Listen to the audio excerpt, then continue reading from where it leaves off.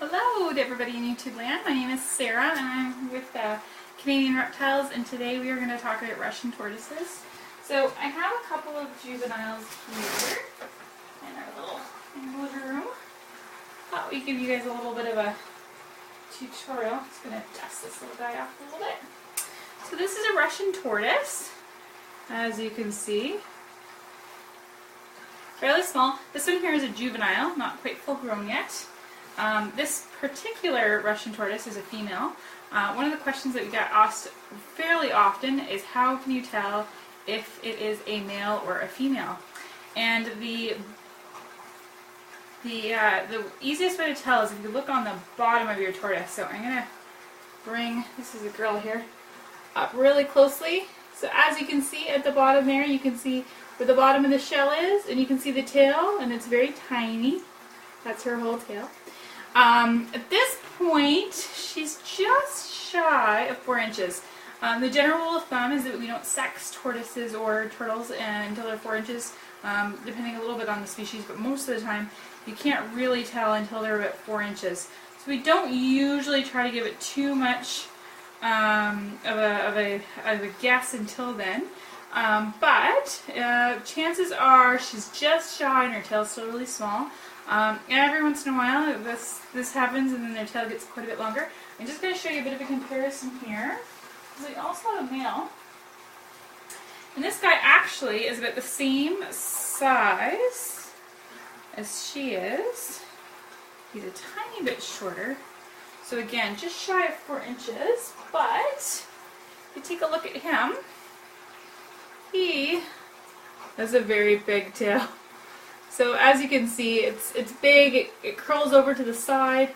That's a pretty good indicator that this guy is male and is going to be male. When they're tiny babies, oftentimes they all look like they're female. And then in the end, their tails will grow longer. So oftentimes people will think that their babies are females, even though they're not females. Until they get bigger, you can't always tell. Now because guys are not native to North America, well, I shouldn't say that. They're not, no, they're not. They're not native to North America. They are from Afghanistan, China, I think Iran, Middle East anyway. So they're used to really hot temperatures and really cold temperatures.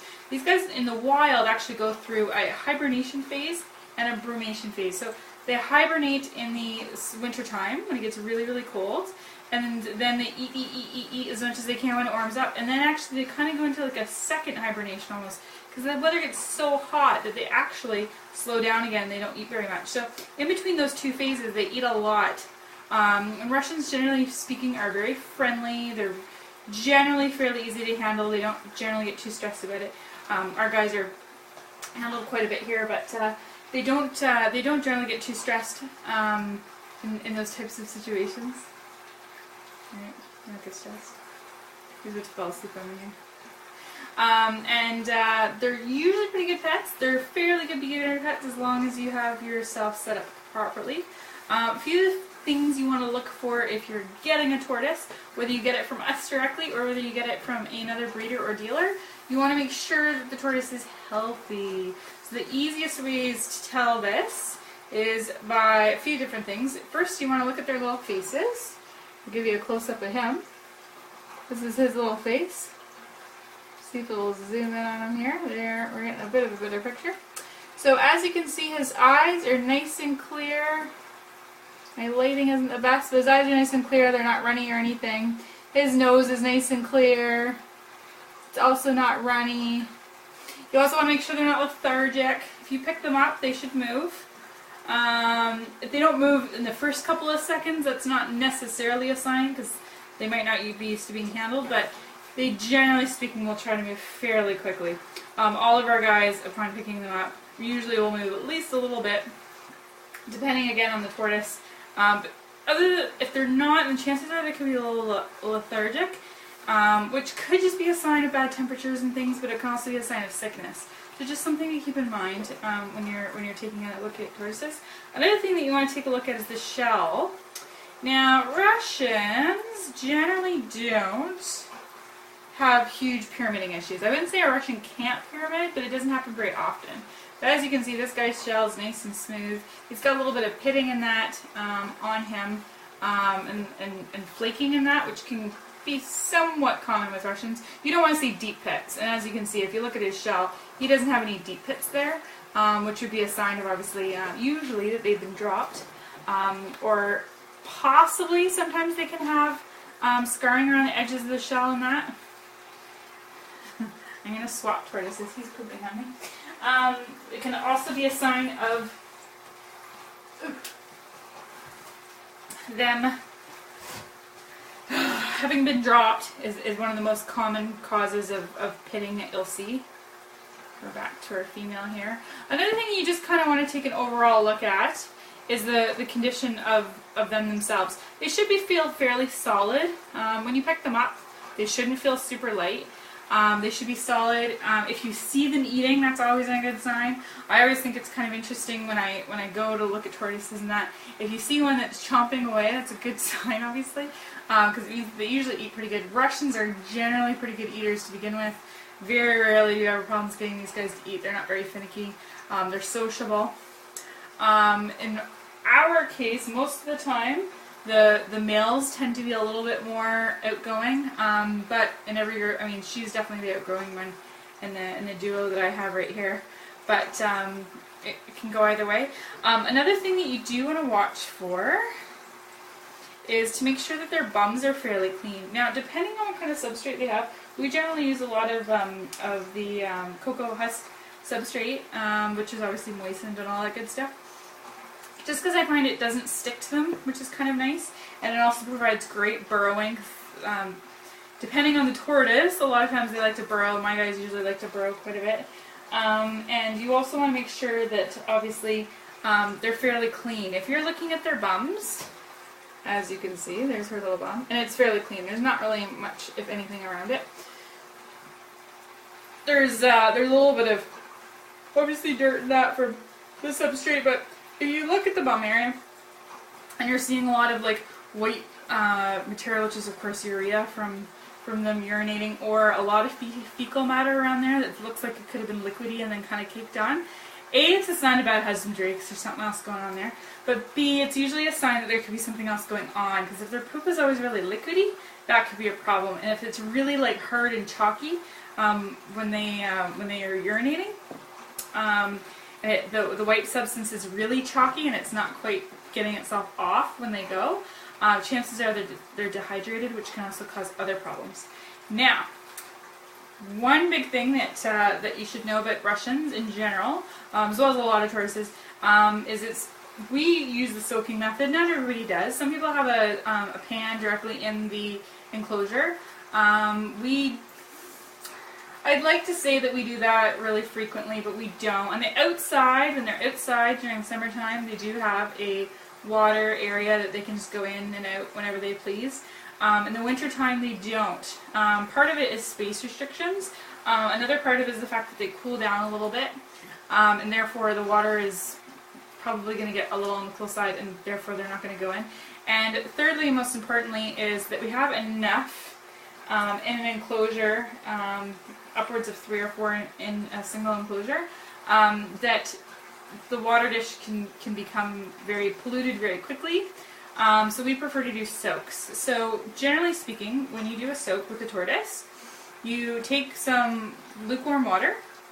It's okay if it's a little on the warm end. You don't want it to be hot because it could burn them, so it's not a good idea. But you know, just a little bit on the tepid side is okay. And then you're going to take it and you're going to fill up. We usually do bins, like shoebox style bins, and then you fill up right kind of. I always kind of do it to put the line mark on their shell. I'm just going to bring her in a little bit there so you can see it a little bit. So if you can see the line mark there on the shell, generally speaking, when you put them in, they usually drink right away.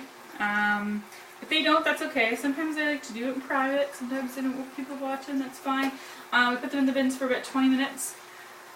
And then they go back in their regular enclosure. Sometimes they have a little bit of attention in between. But then they go back in their regular enclosure. And that is their drinking, as well as obviously a lot of the time they will poop and pee in the water, which is great. It sounds bad, but we only put, there's 1 tortoise per bin. So when we put them in the bins, we could have if we have 4 of them together, then it's 1, 2, 3, 4, and they're lined up. So when all 4 of them are kind of lined up and they go into the bins, they are peeing and pooping, but it prevents it from being in our enclosure, which is really nice. So if you do it on a regular basis, they're really clean. You generally don't have a lot of, I mean, we spot clean still. If you see poop or something in the enclosure, then obviously we go through and we clean that. But it's not something that we generally have to do constantly, because obviously that is avoided from them going in the bins, which is perfect. They usually drink first, so. You leave them for about 20 minutes, bring them back out, and then usually they're pretty frisky when you bring them back over because they're wet, they're going around, and so then usually we feed them. I usually get the food ready. We'll do another one for that, but we usually get the food ready and then just pop them in the enclosure. I kind of usually put them around where the food is, and they usually go to town. So yeah, that's the Russian tortoise. Great little guy. Average sizes are anywhere between 4 and 10 inches. As with the general rule of thumb with turtles and tortoises is that females are larger than males, and Russians are not the exception to that rule. The females are usually bigger than the males, but the males are feisty just the same. You're not your girl. And yeah, so that's them. So if you are interested in a Russian tortoise, we usually have hatchlings in the springtime, which means that they're usually for sale by summer because they need a little time to acclimate before they get sold. So if you're looking for a Russian, you can keep us in mind and keep an eye on our website, or obviously try to look around at your local dealers and see if you can find one. They make great pets. Fairly good for kids, but you have to keep in mind that with any reptile, they only want to be handled so much. So although Russians are very, very friendly and very outgoing, they don't bite. I've never been bitten by a Russian. You also want to obviously have a child that can respect their space. If it looks like they need a little alone time, your child has to be old enough to understand that the tortoise needs to go back into their enclosure for some alone time. They don't want to be handled 24/7 all the time. Children, as a general rule, also should be careful to wash hands and things. As with all reptiles, they can carry salmonella and other types of diseases, but as a pet overall, as far as reptiles are concerned, Russians are usually pretty good. They're hardy for sure, so not to say that you should make a lot of mistakes, but if a mistake was made, they would probably fare okay if you got it fixed fairly quickly. And yeah, so if you're looking for more information, you can also go to our webpage at www.canadianreptiles.com. We have care sheets there, we have pictures of our reptiles, as well as obviously lots of items for sale in regards to reptiles, turtles, tortoises, lots of frogs and frogs, and few snakes. We don't do a lot of snakes just yet, but we're going to get into more snakes because it's definitely something that people are definitely interested in. So we're going to go in that direction as well. And we hope to hear you soon. Thanks a lot, and thanks for joining us.